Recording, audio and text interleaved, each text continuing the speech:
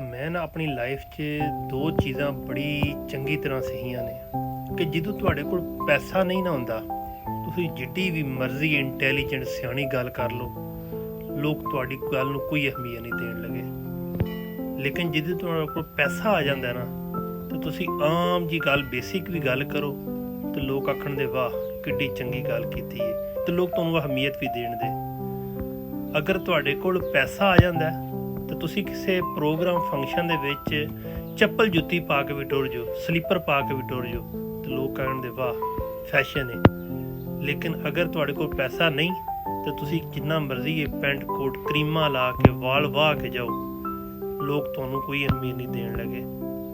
ਅੱਜ ਕੱਲ੍ਹ ਤੁਸੀਂ ਆਪਣੇ ਸੁਸਾਇਟੀ 'ਚ ਵੇਖ ਸਕਦੇ ਹੋ ਕਿ ਜਿਨ੍ਹਾਂ ਲੋਕਾਂ ਕੋਲ ਪੈਸਾ ਹੈ, ਕੁਛ ਅਰਸਾ ਪਹਿਲਾਂ ਉਹਨਾਂ ਨੂੰ ਨੱਕ ਸੁਣਕਣਾ ਦਾ ਨਹੀਂ ਸੀ ਪਤਾ, ਉਹਨਾਂ ਨੂੰ ਪਤਾ ਹੀ ਕੋਈ ਨਹੀਂ ਸੀ ਦੁਨੀਆਦਾਰੀ ਦਾ। ਲੇਕਿਨ ਹੁਣ ਉਹੀ ਜਿਨ੍ਹਾਂ ਕੋਲ ਪੈਸਾ ਹੈ, ਉਹਨਾਂ ਕੋਲ ਗੱਡੀ ਚੰਗੀ ਹੈ ਤੇ ਜਨਾਬ ਕਹਿੰਦੇ ਨੇ ਮਲਕ ਸਾਹਿਬ, ਚੌਧਰੀ ਸਾਹਿਬ, ਅੱਗੇ ਪਿੱਛੇ ਜਨਾਬ ਲੋਕ ਦੀਵਾਨੇ ਹੋਏ ਨੇ। ਤੇ ਉਹੀ ਉਸੇ ਜਗ੍ਹਾ 'ਤੇ ਹੀ ਅਗਰ ਤੁਸੀਂ ਵੇਖੋ ਕਿ ਕੋਈ ਬੰਦਾ ਬਹੁਤ ਜ਼ਿਆਦਾ ਪੜ੍ਹਿਆ ਲਿਖਿਆ ਹੈ, ਬੜੀ ਸੋਹਣੀ ਗੱਲ ਕਰਦਾ ਹੈ, ਬੇਸ਼ੱਕ ਪਿੰਡ ਦਾ ਚੌਧਰੀ ਹੈ, ਲੇਕਿਨ ਉਹਦੇ ਕੋਲ ਪੈਸਾ ਨਹੀਂ, ਤੇ ਜਨਾਬ ਉਹਨੂੰ ਝੱਲਾ, ਪਾਗਲ, ਬੇਵਕੂਫ, ਦੀਵਾਨਾ ਕਹਿ ਕੇ ਜਨਾਬ ਇਗਨੋਰ ਕਰ ਦੇਣ ਦੇ। ਇਸ ਲਈ ਇੱਕ ਹੀ ਮਸ਼ਵਰਾ ਹੈ ਕਿ ਪਹਿਲਾਂ ਪੈਸਾ ਕਮਾਓ ਤੇ ਫਿਰ ਸੁਸਾਇਟੀ ਦਾ ਹਿੱਸਾ ਬਣੋ।